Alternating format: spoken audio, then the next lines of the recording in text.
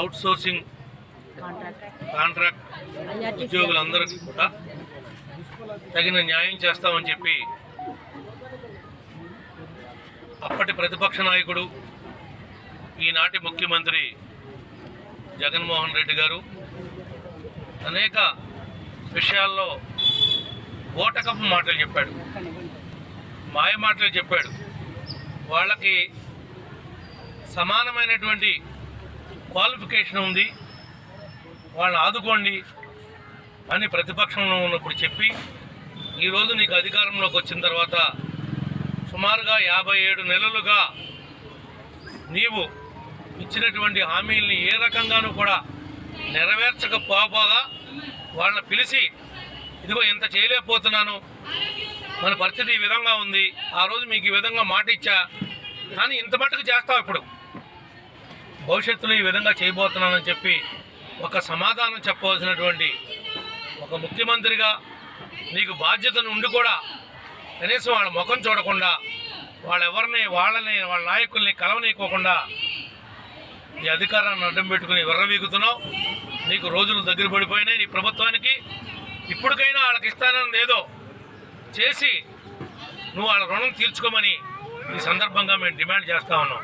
ఎందుకంటే ఈ వర్గాలన్నీ కూడా నిన్ను నమ్మి నడుం కట్టి ఆ రోజున మేము ఓడిపోవటానికి ప్రధాన కారకులు వీళ్ళే.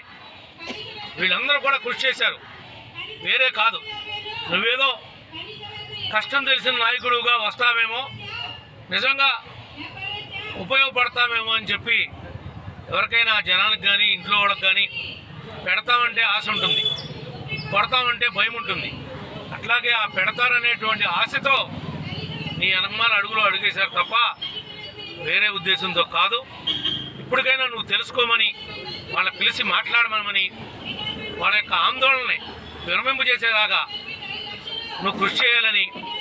మరి 3 నెలలు 4 నెలలు నువ్వు జీతాలు ఇవ్వకపోతే ఏం తిని బతుకుతారని అడుగుతున్నావు.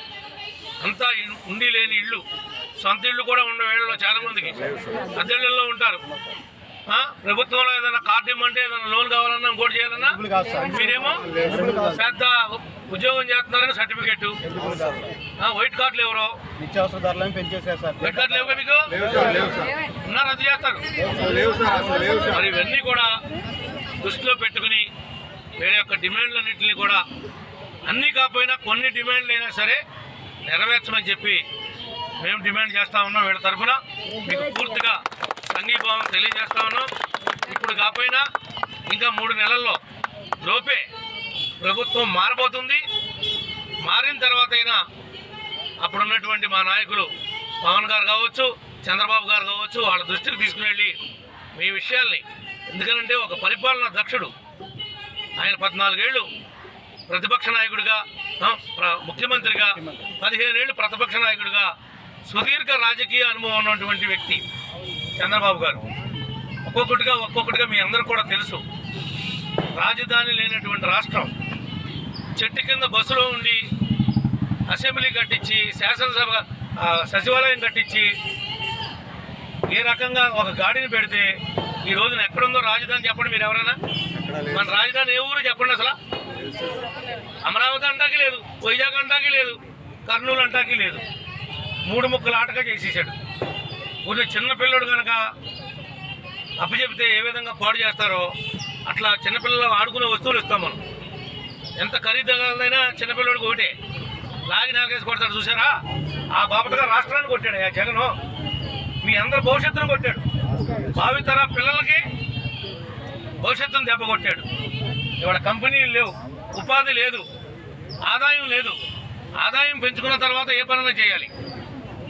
ఏదో మీరు వెళ్తున్నటువంటి స్కూల్కి 4 టైల్స్ రాళ్ళు అతికిచ్చి రంగులేసి 4 బెంచీలు కొని 1 బ్యాగులు ఇస్తేనే అయిపోయిందో చదువు అంటే. ఏది ఒక్క ఉద్యోగస్తులున్నా తీలేదే? ఉపాధ్యాయుడు పోస్టులు ఎందుకు తీలేకపోయావు? ఆ రోజు ఏం కూర్చావు?